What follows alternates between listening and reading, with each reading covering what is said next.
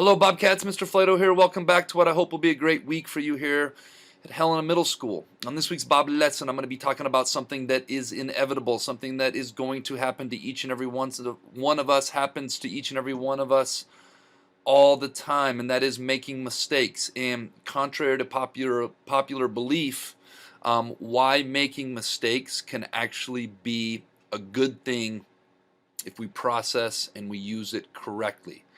I think there's a feeling out there that making mistakes has kind of a negative connotation, that's not a good thing in life.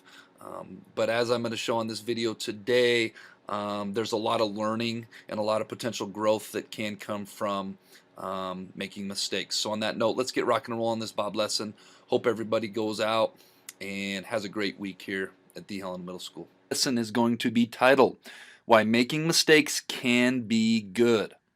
But first, let's be our best this week at HMS. Let's be safe, let's be responsible, let's be respectful, and let's be a learner. All right, to start this Bob lesson, I had some 7th graders help me with a little game or a little challenge that I came up with in some videos you'll see here in a minute.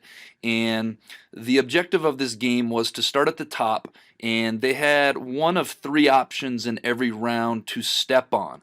And only one of the pieces of paper in the video is the right path to step on. The other 2 was not the right path. And you can see that the right path is marked with an X starting at the top and moving towards the bottom. And if they found the right path and it was the right step that they stepped on, they heard a little bell ring. If it was not the right path, they heard some variation of this no button that I have here.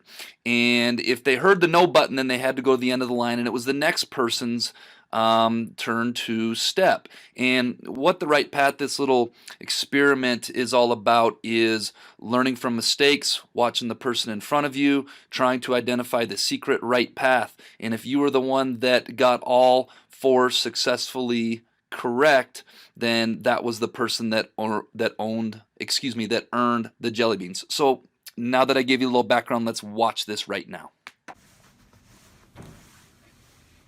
For the last time, no. I told you.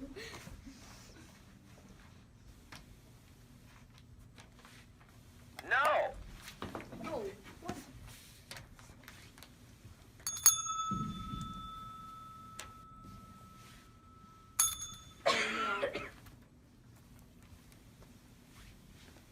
No.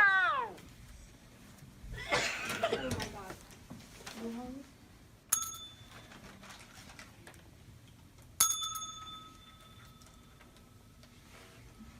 No. Oh, I thought it was.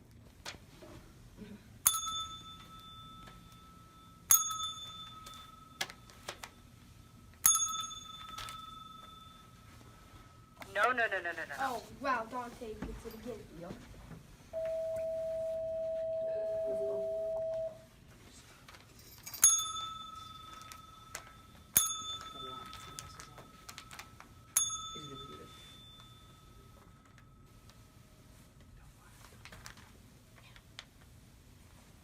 Somebody stepped on it, that was wrong.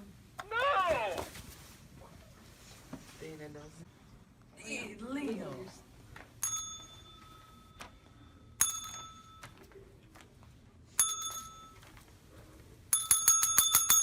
Go ahead and take your jelly beans. Right, I hope you guys like that demonstration. One of the things I love about that game is a couple different things. It's virtually impossible to guess all the rounds correctly all the way through. If you think about it, you have a 1 in 3 chance, which is a 33.3% chance on each round. If you calculate the odds of guessing 1 out of 3 correctly 4 times in a row, it comes out to 1.1% chance. And many things in life are like this, and this is what I'm going to talk about right now. We are all imperfect human beings who make mistakes, just like I just did trying to pronunciate imperfect. This is just a given. This is how we are built as human beings.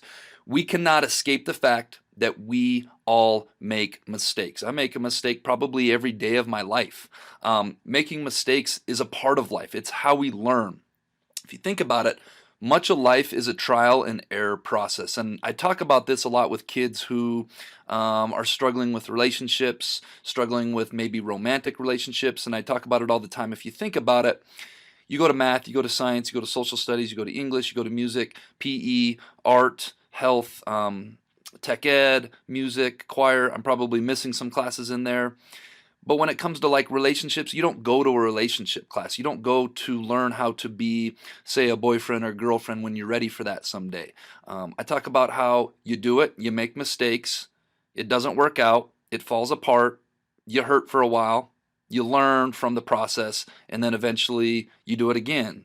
Rinse and repeat. And so many things in life are like this. So many things in life don't have a black and white objective way lined out on how to do something. You've got to do your best, try your best, make mistakes, learn from your mistakes, and not make those same mistakes twice. So much of life is a trial and error process, and sometimes we're hard on ourselves, and sometimes we forget about that in life. There's so much of life out there that is gray. There's so much of life out there that is all about doing, failing, learning from it, and trying again. The last absolute is accept the fact that you're fallible, which means you're prone to making mistakes, and you will make mistakes. Don't go out there trying to live a perfect life. We want to go out there living within the rules. We want to go out there living with a good heart. We want to go out there living with respect, being responsible. We want to go out there living morally sound. But even when we do all those things, we need to accept the fact that we're human beings and we're going to make mistakes. All right, now that we got the absolutes out of the way, you may be asking yourself, okay, how can we use this? Well, first of all, mistakes can be our greatest teacher. If you think about maybe being a little kid and touching a hot stove for the first time, did you ever repeat that mistake again? Probably not. So when we fail in life, which we're gonna, it's inevitable. All of us fail all of the time. Let that be a teacher. Let that re-guide you the next time you are in that situation. Making mistakes, we learn what to do and what not to do. Just like the hot stove analogy. As a young person, as a young child maybe, when we did touch that stove, we learned stoves are hot. Let's not touch that again. As human beings, we accept the fact that we will make mistakes. As I talked about in the intro, so many students are wired thinking making a mistake is not a good thing.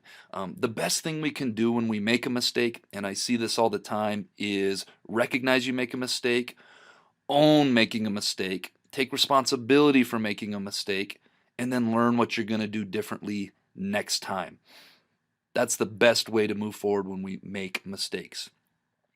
Where adults get irritable, where your parents get irritable, where Mr. Boyle gets irritable, is when we make the same mistake twice. There's a quote out there that goes something along the lines of, making a mistake is just being human. We're going to make mistakes. Making the same mistake twice, that is where it becomes a choice.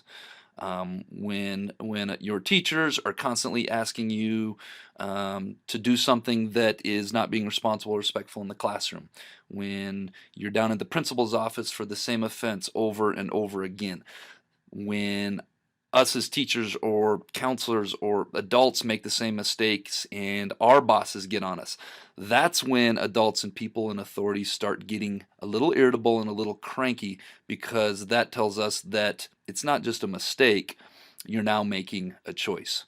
And finally, if we revert back to the video, you'll notice that pay attention to what other people are doing. Learn from other people's mistakes so you don't have to make them. If you think about the video, if you were watching the other people and then your turn came up, they should have unveiled what the right path was. And so many times when I do that experiment with kids, a kid in front of somebody will step on maybe the middle square and get the no button, and then when it becomes their turn, they step on that same one. Well, that kind of goes for life. I referee basketball. I talk a lot about refereeing basketball in these and in life because it's a microcosm of life. And when us as officials boot a rule, it just happened last night. I was watching some officials that misapplied a rule, and we talked about it.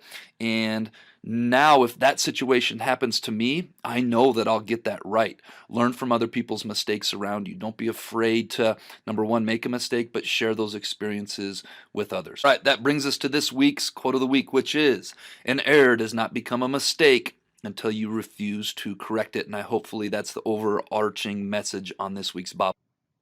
All right, let's give away some jelly beans, shall we?